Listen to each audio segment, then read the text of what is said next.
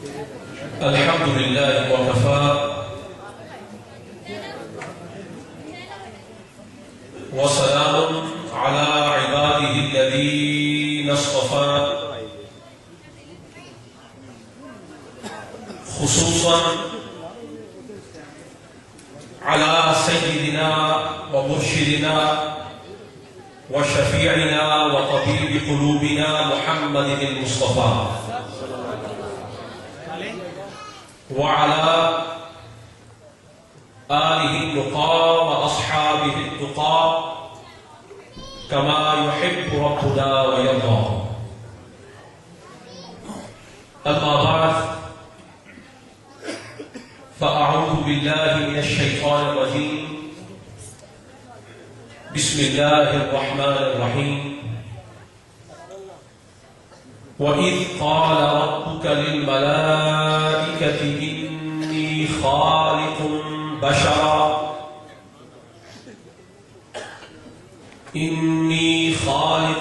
بَشَرًا مِّن صَلْصَالٍ مِّنْ حَمَإٍ مَّسْنُونٍ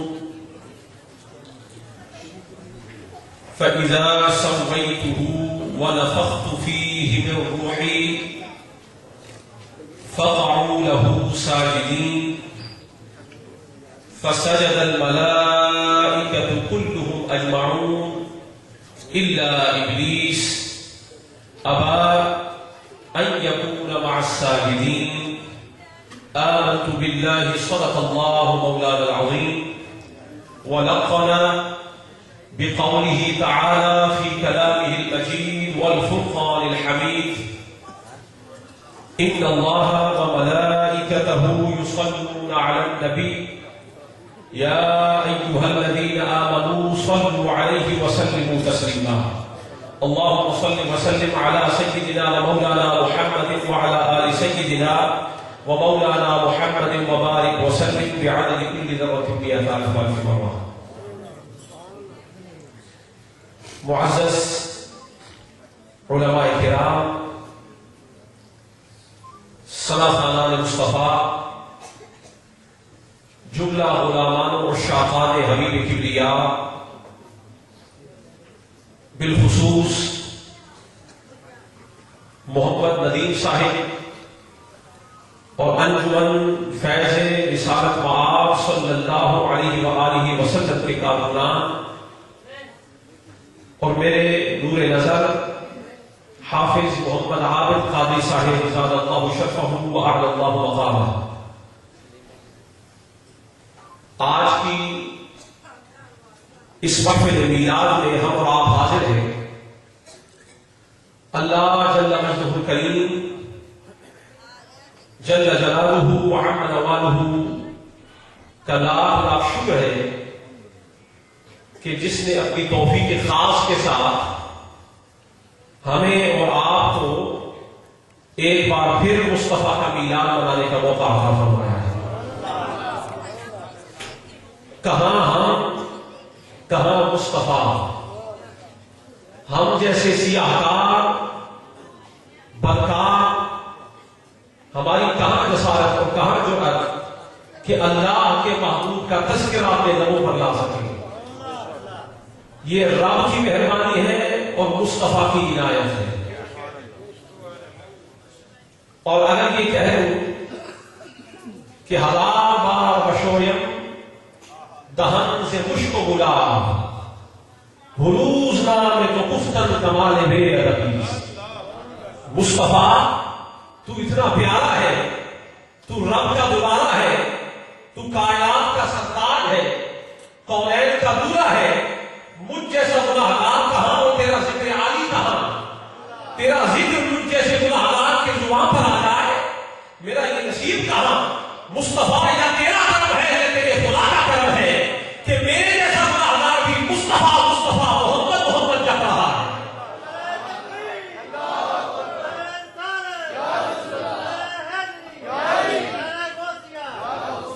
آج کی اس میلاد مصطفیٰ کی مجلس کو میں ڈائریکٹ شان مصطفیٰ سے ثابت نہیں کروں گا کہ یہ میلاد شرعاً اس کی کیا حیثیت ہے، اس پر حجت کیا ہے، دلیل کیا ہے، برہان کیا ہے، استشہاد کیا ہے، استدلال میں ڈائریکٹ حضور سرور کائنات کی شانیں آپ کے سامنے نہیں رکھوں گا، کیونکہ قاعدہ ہے کہ اگر کسی درجہ کے اعلیٰ سے اعلیٰ مرتبے والے کو سمجھنا ہے، اگر اسی درجہ کے دوسرے مقامات پر فائز افراد کو سمجھ لیا جائے تو سب سے اعلیٰ درجے پر جو فائز ہے اس کا مقام سمجھنا آسان ہو جاتا ہے۔ تو قرآن کریم کی جس آیت کو آپ کے سامنے تلاوت کیا ہے، رب تعالیٰ فرما رہا ہے وَإِذْ قَالَ رَبُّكَ لِلْمَلَائِكَةِ، اور یاد کرو مصطفیٰ محبوب جب کہا آپ کے رب نے للملائکہ فرشتوں کے لیے انی خالق بشرا، میں ایک بشر کو بنانے والا ہوں، من صلصال من حمأ مسنون، اور اس کا پیکر میں ایک سیاہ بودار بجنے والے گارے کی مٹی سے تیار کرنے لگا ہوں۔ میں آپ کو ایک ایک لفظ سے چلاتا ہوا اس آیت کے اختتام تک لے کے جاؤں گا۔ سب سے پہلی بات یہ ہے کہ رب تعالیٰ فرما رہا ہے وَإِذْ قَالَ رَبُّكَ، اے محبوب آپ یاد کیجئے کہ آپ کے رب نے جب کہا، تو یہاں لفظ آیا ہے وَإِذْ، اور جہاں جہاں سارے قرآن میں وَإِذْ آتا ہے اس میں وَذْكُرْ وَذْكُرْ ہوتا ہے۔ اس کا معنی یہ بنتا ہے کہ محبوب آپ یاد کیجئے، اور اگر اس کا سرسری معنی کیا جائے تو وَإِذْ کا مطلب ہے اور جب، لیکن جب اس سے مراد نہیں ہے۔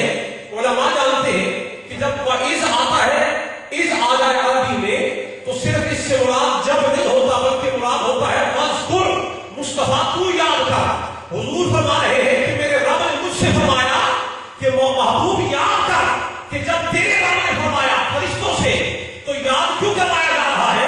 یہ تو آدم علیہ السلام کا واقعہ ہے کہ سیدنا آدم علیہ السلام کی تخلیق بیان ہو رہی ہے، آدم علیہ السلام کی آمد ہے، مصطفیٰ کو کیوں یاد کروایا جا رہا ہے؟ وَذْكُرْ وَذْكُرْ آیا، وَإِذْ کہا، وَذْكُرْ کا فائدہ لیا، تو مولا مانا کیا ہے؟ فرمایا میں مصطفیٰ سے کہہ رہا ہوں مصطفیٰ تو یاد کر۔ مولا کیا یاد کروں؟ فرمایا مصطفیٰ یاد کر جب آدم کو بنا رہا تھا۔ مولا کیسے یاد کروں؟ فرمایا محبوب ایسے یاد کر کے میں جو کہہ رہا ہوں وَذْكُرْ ہے، وَإِذْ ہے، تو اس طرح یاد کر جیسے اس دن کھڑا ہو کر دیکھ رہا۔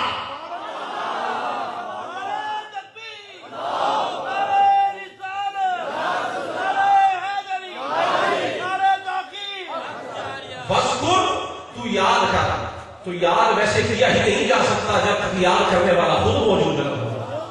تو فرمایا محبوب فکر کیوں کرتا ہے؟ ہم نے کہہ دیا نا یاد کر، تو یاد کر لینا کب کی بات ہے؟ جب آدم پڑھ رہا تھا تو پاس کھڑا دیکھ رہا تھا۔ وَإِذْ کا مطلب آپ کو سمجھا رہا ہوں وَذْكُرْ کے باب میں کہ مصطفیٰ اس وقت موجود تھے جب پہلا بشر بن رہا تھا۔ ادھر پہلے بشر کی تخلیق ہو رہی تھی، اور مصطفیٰ جن کا میدان آج آپ بنا رہے ہیں یہ وہ ہستی ہے کہ پہلے بشر کی تخلیق کے موقع پر حضور خود وہاں موجود تھے۔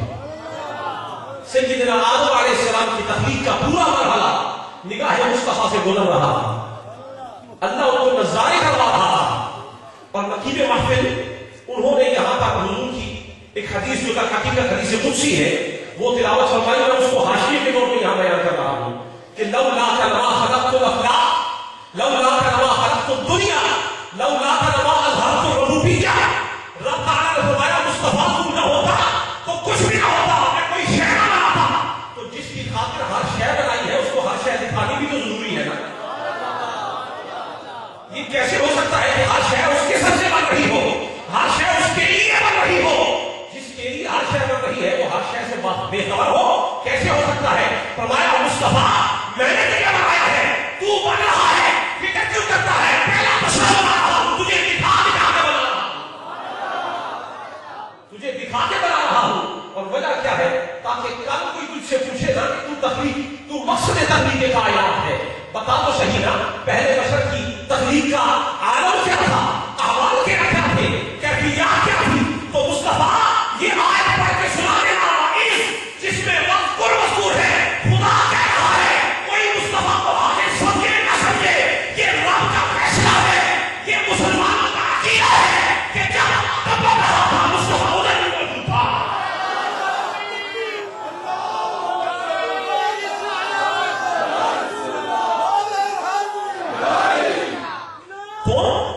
تم مصطفیٰ کے ولادت کو پڑھتے ہو، تم مصطفیٰ کی ولادت کی تواریخ پر اعتراض کرتے ہو، اختلاف لاتے ہو، مصطفیٰ کے وصال کی باتیں کرتے ہو. ابھی تمہیں تو پتہ ہی نہیں ہے تاریخ کہتے کس کو ہے. ابھی تو تاریخ کو اپنی تاریخ کا اندازہ ہوا تھا، تب یہ رب تھا، یہ رب کا محبوب تھا. ابھی تو تاریخ کو تاریخ کہنے والا بھی کوئی نہ تھا. بندوں میں سے، مخلوق میں سے کوئی ایسا نہ تھا جو تاریخ کو تاریخ کہہ سکتا. اس لہذا بھی یا خدا تھا یا خدا کا مصطفیٰ. تو یہاں ضمناً ایک بات کہہ رہی ہوں، حضور پاک صلی اللہ علیہ وسلم نے فرمایا کنت نبیا وآدم بین الماء والطین. میں اس وقت بھی اللہ کا نبی تھا کہ جب آدم علیہ السلام پانی اور مٹی کے درمیان تھے.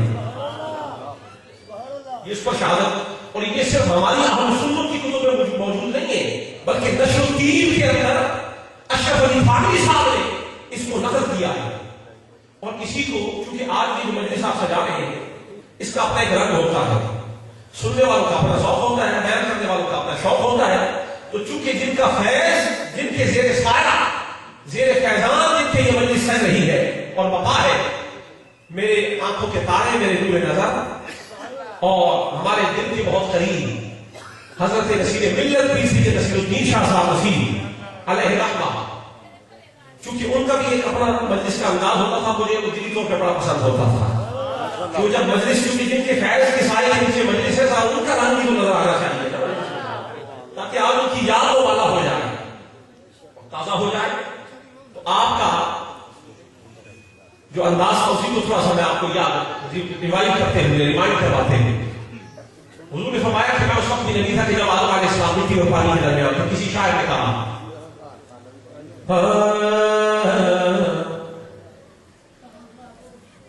خدا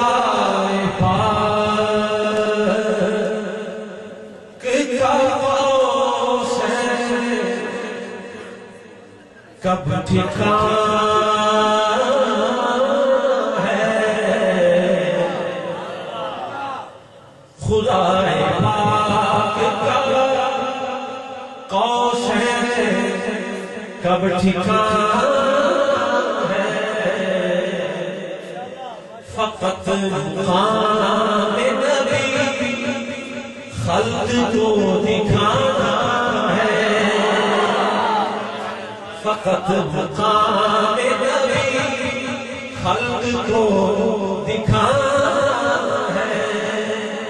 خدا پاک کا قوس ہے، کب ٹھکانا ہے.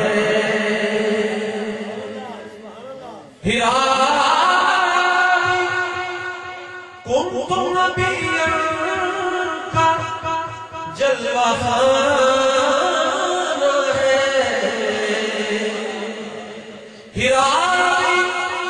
کنت نبیا کا جلوہ خانہ ہے. ظہور بعد ہے، سلسلہ پرانا ہے. ظہور بعد ہے، سلسلہ پرانا ہے. ظہور بعد ہے، سلسلہ پرانا ہے. خدا کی جلوہ گری کا جب فسانہ ہے، خدا کی جلوہ گری کا جب فسانہ ہے. نبی کو دیکھ کے ایمان خدا پہ لانا ہے. نبی کو دیکھ کے ایمان خدا پہ لانا ہے. نبی کو دیکھ کے ایمان خدا پہ لانا ہے. تو فرمایا کنت نبیا، میں اس وقت بھی نبی تھا کہ جب آدم مٹی اور پانی کے درمیان تھے. جب آدم مٹی اور بولیے پانی کے درمیان تھے. اب میں آپ کو حضور کا میلاد سیدنا آدم علیہ السلام کی آمد سے ثابت کر رہا ہوں کہ سیدنا آدم علیہ السلام کی تخلیق ہوئی. اب چاہے کہ تقریب ہو یا میلاد ہو، اللہ کے کسی بھی نبی کا اعتراض ہو سکتا ہے، علماء کہہ سکتے ہیں کہ اس کو قیاس کیسے کیا آپ نے، یہاں تو تقریب ہو رہی ہے، حضور کا میلاد ہوا ہے، تو اس میں آپ کو تکلیف کیوں ہو رہی ہے؟ اللہ کی مرضی ہے نا، چاہے تو کسی کی تخلیق کرے، چاہے تو کسی کا میلاد کرے، بات نبی کے آنے کی ہے، بات اتنی ہے کہ نبی آ رہا ہے، چاہے مصطفیٰ آئے، چاہے سیدنا آدم علیہ السلام آئے، تخلیق ہو یا میلاد ہو، بات نبی کے آنے کی ہے۔ تو ایک نبی آ رہا ہے، ذرا منظر تو دیکھیے، اور نبی کی آمد سے پہلے رب تعالیٰ اعلان فرما رہا ہے، وَإِذْ قَالَ رَبُّكُمْ، اور جب کہا رب نے للملائکہ، ملائکہ کے لیے، انی خالق بشرا، میں ایک بشر بنانے والا ہوں، تو یہ اعلان کون کر رہا ہے؟ بولیے بولیے، ساری کائنات کا خدا، ساری کائنات کا خالق، ساری کائنات کا مالک، وحدہ لا شریک، رب ذوالجلال، احد باکمال، وہ ہے لا زوال، وہ اعلان کر رہا ہے کس چیز کا؟ ایک نبی کی آمد کا۔ بات سمجھ رہے ہیں نا؟ انی خالق بشرا، سیدنا آدم علیہ السلام کا ذکر ہو رہا ہے، میں ایک بشر کی تخلیق کرنے لگا ہوں، تخلیق کرنے والا ہوں، من صلصال من حماء مسنون، سیاہ بودار بجتے ہوئے گائے کی مٹی سے بنانے لگا ہوں۔ تو مولا تجھے بتانے کی کیا ضرورت ہے؟ فرمایا کیوں نہ بتاؤں، میں حکیم مطلق ہوں، میں عالم الغیب ہوں، میں جانتا ہوں کوئی زمانہ آئے گا میرے نبی کی آمد پر اعتراض کرنے والے ہوں گے، تب ذکر کرو گے تو لوگ بدعت کہیں گے، تب ذکر کرو گے تو لوگ شرک کہیں گے، میں کیوں نہ اعلان کروں؟ اعلان کر کے بتا رہا ہوں کہ نبی کی آمد کا اعلان کرنا یہ نہ بدعت ہے نہ شرک ہے، بلکہ یہ سنت خدا بندی ہے۔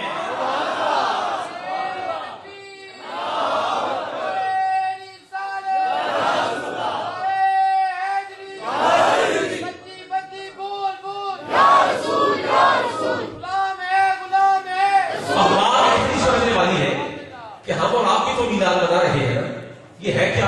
کہو نبی کی آمد کی خوشی، بولیے بولیے، جن حضرات کو خوشی ہو بس وہ بولے، یہ میلاد ہے کیا؟ ایک خوشی وہ ہے جو آج آپ منا رہے ہیں، اور ایک خوشی وہ ہے کہ جو رب نے اعلان کیا تو ہر ایک سے نہیں منوائی، فرمایا للملائکہ، نبی آ رہا ہے نا، کوئی اور خوشی نہ منائے، فرشتے آ رہے ہیں، للملائکہ، تخصیص ہے یہاں پہ، اختصاص ہے فرشتوں کے لیے، باقی ہر ایک کو الگ کر دیا۔ جب کہہ دیا نا ایک خاص طبقے کو کہہ رہا ہوں، ایک خاص طائفے کو بلا رہا ہوں، تو معلوم یہ ہوا یہ نبی کی آمد کی خوشیاں منانا اپنے بس میں نہیں ہوتا، یہ رب جس کو پسند کرتا ہے اسے بلا لیتا ہے،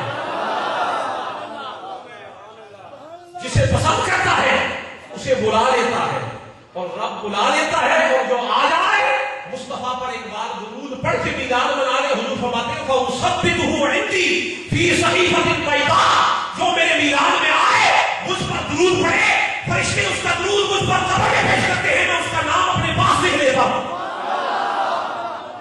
اس کا نام میں اپنے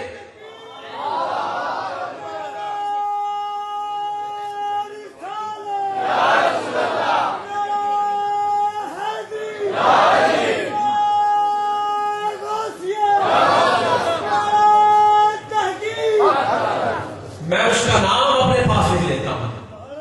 حضور بھی رؤوف الرحیم ہے نا، اپنے امتیوں پر بڑے مہربان ہیں، وہ کب پسند کرتے ہیں کہ میرا امتی آئے، میرا میلاد منائے اور اٹھ کر خالی جھولی جائے، میرا غلام بنائے تو لنگر پکا کر کھلاتا ہے، آقا کا میلاد بنا رہا ہو وہ آقا سے مجھ لے کے آئے، فرمایا آجا میرا میلاد بنا، مجھ پر درود پڑھے، ایک بار درود پڑھنا تیرا کام ہے، اپنے پاس سفید صحیفے میں لکھ لوں گا تاکہ جب سب کی شفاعت ہونی ہے تو تیرا نام بھی سامنے رہے کہ تو رہ نہ جائے۔ لیکن جس کی تصویر سرکار کر رہے ہو، جس کا صحیفے کے اندر ترتیب سرکار کر رہے ہو، رقم سرکار فرما رہے ہو نام، تو بے وجہ تو نہ فرمائیں گے نا، تو نام سرکار کیوں لکھ رہے ہیں؟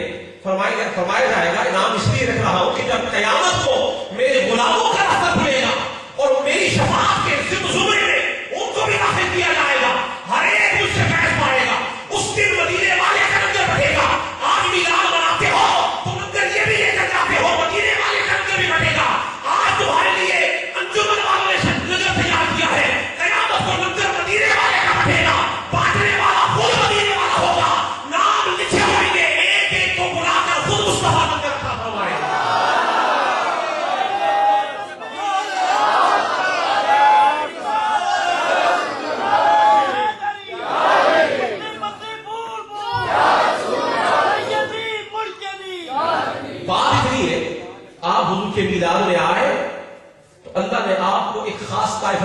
فرما دیا ذاتی طور پہ نہیں، صفاتی طور پہ.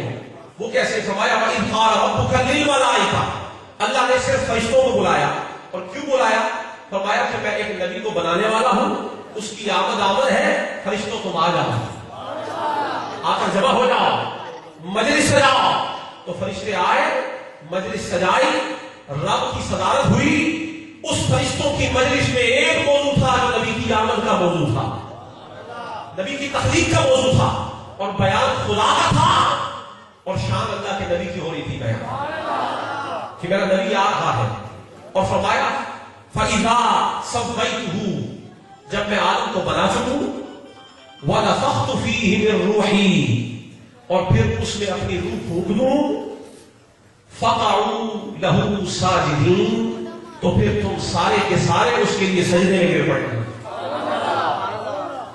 تو پہلے آمد کا اعلان کیا، اور اس کے بعد فرشتوں کو بلایا، اور بلا کر ان سے کہا کہ جب اس میں روح پھونک دی جائے، نبی تشریف لے آئے، اب اس کی تعظیم، اس کی تقریم اور اس کے مرتبے کو شایان شان یہ ہے، تم بھلے سے فرشتے ہو، میری تسبیح کرتے ہو، میری تقدیس کرتے ہو، پر تم سے اعلیٰ آ رہا ہے، تم سے بلند و بالا آ رہا ہے، تم سے اعلیٰ شان والا آ رہا ہے، اور وہ نبی آ رہا ہے جس کو ابو محمد کا لقب دینے لگا ہوں، جو مصطفیٰ کا باپ ہے، جس کے ذریعے سے محبوب آنے والا ہے. جب آدم آ جائے تو فرشتوں اکڑے نہ رہنا، کھڑے نہ رہنا. جب محبوب آ جائے، محبوب کا والد آ جائے، تو جب آدم سامنے آ جائے تو کھڑے نہ رہنا، اپنے سروں کو جھکا کر آدم کو سجدہ کر دینا. معلوم یہ ہوا کہ آمد نبی پر تعظیم کرنا، تکریم کرنا، خوشی منانا، جشن منانا، یہ حکم خدا ہے اور سنت ملائکہ ہے. یہ اللہ کا حکم ہے اور ملائکہ کی سنت ہے. یہاں بھی دو طبقے ہو گئے. فسجد الملائکۃ کلھم اجمعون، سارے فرشتوں نے سجدہ کیا. کلھم اجمعون، تمام فرشتوں نے سجدہ کیا. تو یہاں سے میلاد کی مجلس کا ثبوت نکل آیا. نبی کی آمد میں جمع ہو کر خوشی منانا کہا جاتا ہے یہ بدعت ہے. یہ کہاں ہوتا ہے؟ یہ دنیا میں بھلے سے رہو، فرش میں رہو، اللہ نے عرشوں پر یہ مجلسیں سجائی ہیں. فسجد الملائکۃ کلھم اجمعون، سارے کے سارے فرشتوں نے سجدہ کیا. اجمعون بتاتا ہے کہ یہ جمع ہو کر، مل کر، اکٹھے ہو کے، اجتماع کر کے، یہ گیدرنگ کر کے، یہ سیلیبریشن کرنا، اکٹھے ہو کر مصطفیٰ کا ذکر کرنا، یہ کہیں اور سے نہیں آیا، یہ اللہ کا حکم ہے اور فرشتوں کی سنت سے ثابت ہوا ہے. سب کے سب فرشتوں نے سجدہ کیا، نبی کی آمد کی خوشی منائی. نبی کی آمد کی الا ابلیس، ابلیس نے خوشی نہیں منائی، ابلیس نے تعظیم نہیں کی. تو معلوم یہ ہوا کہ نبی کی آمد پر خوشی منانا یہ ان لوگوں کا کام ہے کہ جن میں فرشتوں کی صفات پائی جاتی ہے، اور نبی کی آمد پر غم منانا اور جشن وصال یا جشن وفات مصطفیٰ کے پوسٹر شائع کرنا یہ فرشتوں کا کام نہیں، یہ مومنوں کا بھی کام نہیں ہے. معلوم یہ ہوتا ہے کہ ان کی ہسٹری کسی اور سے جا کر ملتی ہے، اس لیے مومن وہ کام کرتے ہیں جو فرشتوں نے کیا ہے. اور پہلی بات تو یہ ہے کہ اللہ ساری کائنات کا خدا ہے. فرشتہ سجدہ آدم کو کیوں کرے، اللہ کو کیوں نہ کرے؟ سجدہ کس کے لیے ہے؟ بولیے کس کے لیے؟ پکی بات ہے نا، اللہ کے سوا کسی اور کو سجدہ جائز نہیں ہے. تو جس خدا کے سوا کسی اور کو سجدہ ہی جائز نہیں ہے، وہ خدا تو خود سجدہ کروا رہا ہے، اور خود کو نہیں، جس کو تم غیر اللہ کہتے ہو اس کو کروا رہا ہے. وہ اللہ نہیں، وہ مخلوق ہے، حکم خدا سے بنا ہے، اللہ کے علاوہ ہے. وہ نبی ہے، وہ مخلوق ہے، خدا خالق، وہ مملوک ہے، خدا مالک. اللہ تعالیٰ بادشاہ ہے، یہ اللہ کا بندہ ہے. تو اللہ نے سجدے کا حکم کیوں دیا؟ شیطان نے جب انکار کیا نا تو شیطان نے کہا، یہ کتب کے اندر بات ملتی ہے کہ مولا تو مجھے کافر ثابت کرے تو میں تجھے مانوں. تو اللہ نے کہا میں تجھے کیا ثابت کروں، میں نے جو تجھے حکم دیا تھا میرے اسی حکم کے انکار سے تو کافر ثابت ہوا ہے. میں نے تجھے کہا تھا سجدہ کر، اگر مجھے خدا مانا ہوتا، دل سے عقیدہ تیرا میری خدائی پر، الوہیت اور ربوبیت پر پکا ہوتا، تو تو ہیل و حجت نہ کرتا، تو سیدھا سجدے میں چلا جاتا. جیسے ہی تو نے کہا نا کہ میں سجدہ کیوں کروں، خلقتنی من نار و خلقتہ من طین، تو نے اعتراض کیا، میرے سامنے دلیلیں لے کے آتا تھا میرے سامنے حجت کرتا رہا، مجھے سارے کو مانتا تو حجت نہ کرتا، سجدے میں گر جاتا.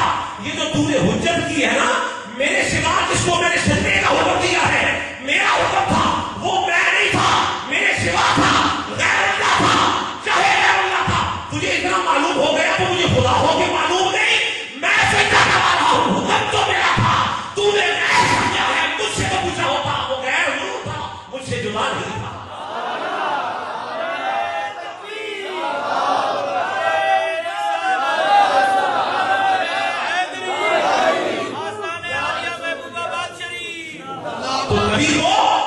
نبی کو خدا سے جدا سمجھنے والوں، پھر تمہیں بتانا پڑے گا کہ خدا کی لا تبدیل خلق اللہ، لا تبدیل کلمات اللہ. اللہ کا حکم تو بندہ نہیں کرتا. تو اللہ نے اگر اس دن سجدے کا حکم دے دیا تو آج بھی تو سجدہ ہونا چاہیے تھا جی، نبیوں کے لیے ہونا چاہیے تھا کہ نہیں؟ تو یہاں سے بھی ایک شان پتہ چلتی ہے، کسی کا مرتبہ منوایا جاتا ہے سجدے کروا کے، اور کسی کو بغیر سجدوں کے منوا لیا جاتا ہے. اور یہاں یہ بات بھی لائق غور ہے کہ بیت المقدس کے اندر جب سارے انبیاء جمع ہوئے تو جن کو فرشتوں نے سجدے کیے وہ مصطفیٰ کے مقتدی بنے کھڑے ہیں. جن کو فرشتے نے سجدے کیے وہ مقتدی بنے کھڑے ہیں. تو جس کے مقتدی فرشتوں کے مسجود بن جائے ان کے امام کا عالم کیا ہوگا؟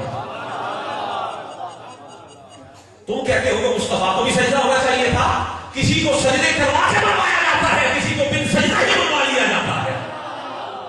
تو یہ بات بھی سمجھیے نا کہ آدم علیہ السلام مقتدی ہے مصطفیٰ ہے، مصطفیٰ ان کے پیشوا ہے، مصطفیٰ ان کے امام ہے. تو جن کا مقتدی فرشتوں سے سجدے کروا کے آیا ہے ان کے امام کا اندازہ کیا ہوگا؟ ان کے پیچھے تو نبی بھی سر جھکا رہے ہیں، پیچھے کھڑے ہیں، مصلی امامت پر نہیں آئے، پیچھے کھڑے ہیں. تو مصطفیٰ کی عظمت، مصطفیٰ کی بزرگی اس سے ثابت ہوتی ہے. لیکن ایک بات ہے کہ سجدہ آدم علیہ السلام کو بھی ہوا، فرشتوں نے کیا، اور سجدہ مصطفیٰ کو بھی ہوا. لیکن فرشتوں اور انسانوں نے نہیں، یہ انہوں نے کیا کہ جنہیں ہم اپنے سے کم تر سمجھتے ہیں، عقلاً جانور. حضور پاک صلی اللہ علیہ وسلم کی بارگاہ میں حضور کے ایک انصاری صحابی، بڑا لطیف نقطہ آپ کے سامنے رکھ رہا ہوں. حضور کے انصاری صحابی مدینے شریف میں رہنے والے، اونٹ پالتے. ہوا ایسا کہ ان کا ایک اونٹ تھا جس سے پانی لانے لے جانے کا کام کیا کرتے، وہ پاگل ہو گیا.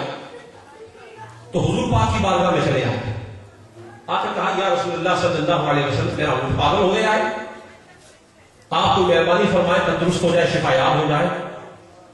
تو حضور پاک نے فرمایا اچھا چلو تم چلو، ہم تمہارے پیچھے پیچھے آتے ہیں. وہ تشریف لے گئے. حضور اپنے صحابہ کو لے کر اس کے بعد میں تشریف لے گئے. اونٹ پاگل ہے، دیوانہ ہے، اور ان صحابی نے یہ بھی کہا کہ سرکار وہ مجھے بھی مانتا ہے، اپنے مالک کو پہچاننے سے کافر ہو گئے. حضور نے فرمایا تم چلو ہم آتے ہیں. حضور تشریف لے گئے. جب حضور وہاں تشریف لے گئے تو دور سے وہ اونٹ بھاگتا ہوا سرکار کی طرف آیا، بھاگتا ہوا سرکار کی طرف آیا. صحابہ نے عرض کی یا رسول اللہ صلی اللہ علیہ وسلم یہ آپ کو تکلیف نقصان نہ دے دے. حضور نے فرمایا نہیں، اونٹ پاگل بھلے سے ہے لیکن مصطفیٰ کو جانتا ہے. اونٹ آیا، دوڑتا ہوا آیا اور مصطفیٰ کو نقصان نہیں دیا. اونٹ پاگل ہے، مصطفیٰ کے قدموں میں سر رکھ کر سجدہ کر دیا. مصطفیٰ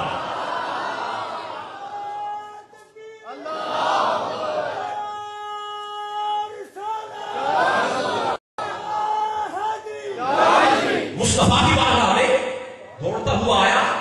مالک کہہ رہا ہے مجھے نہیں پہچانتا. تو سرکار کو کیسے پہچانا؟ جو مالک کا بھی مالک ہو اسے کوئی بھی نہیں انجام سمجھتا، اس کو ساری دنیا جانتی ہے. صحابہ نے پوچھا حضور جانور بھی آپ کو جانتے ہیں؟ فرمایا ہاں، سوائے سرکش انسانوں اور جنات کے کائنات کی ہر شے جانتی ہے میں اللہ کا رسول ہوں. تو اونٹ آیا، سرکار کو سجدہ کر دیا. اب یہ بات لائق غور ہے، اونٹ پاگل ہے، تندرست نہیں ہے، ذہنی طور پہ بالکل صحیح سلامت نہیں ہے. ایک تو جانور اوپر سے پاگل. اونٹ پاگل ہے، جانور ہو کر پاگل ہے، اونٹ پاگل بھی ہو کر مصطفیٰ کو جانتا ہے. تو اب جو انسان ہو کر مصطفیٰ کی عظمت کو نہ جانے وہ اپنا فیصلہ خود کرتے ہیں.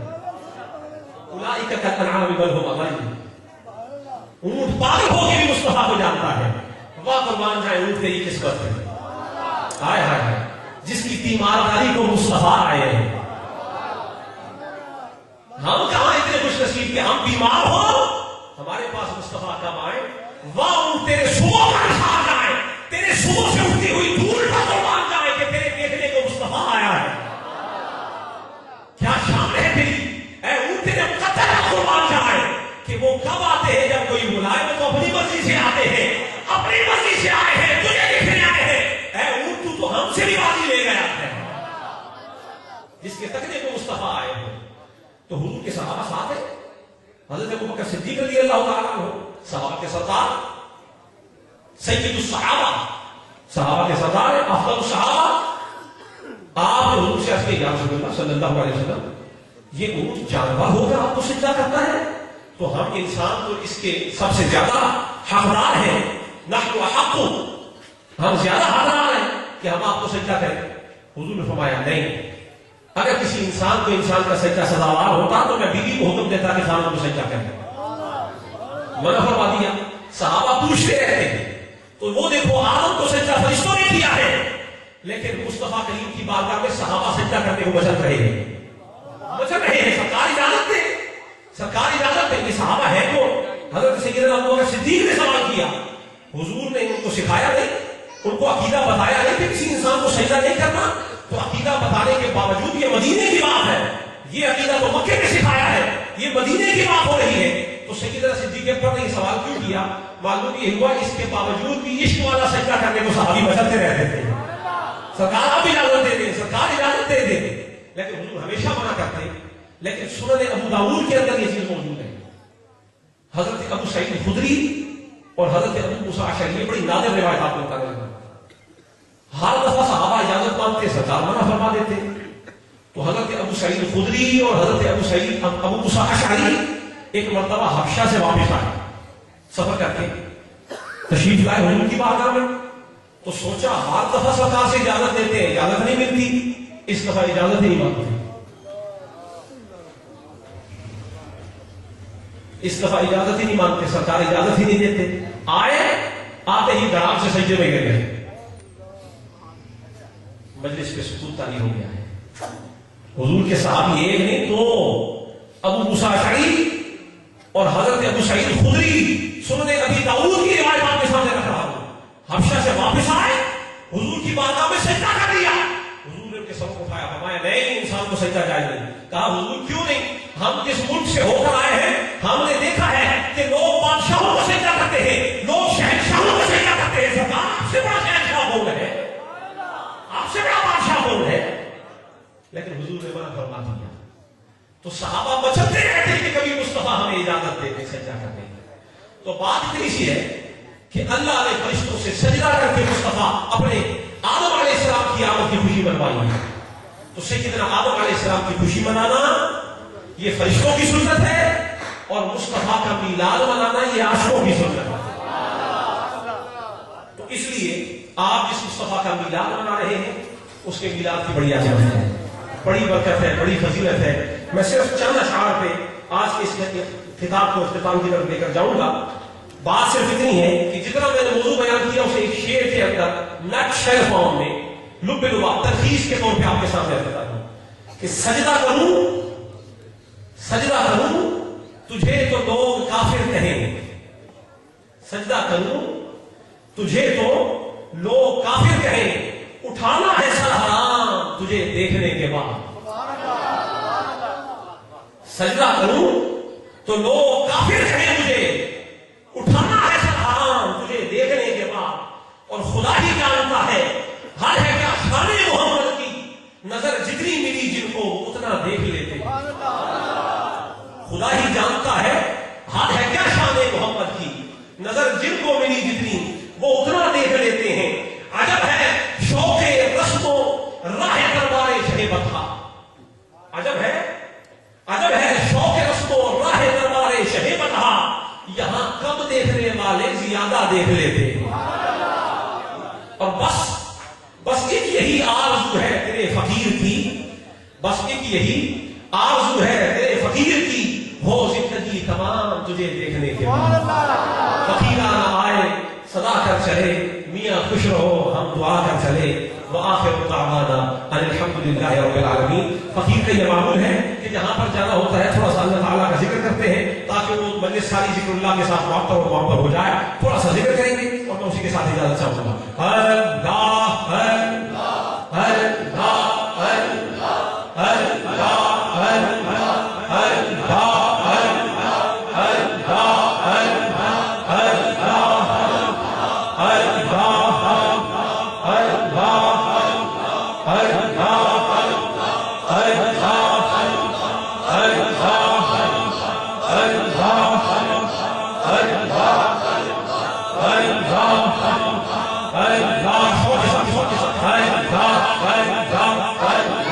Allah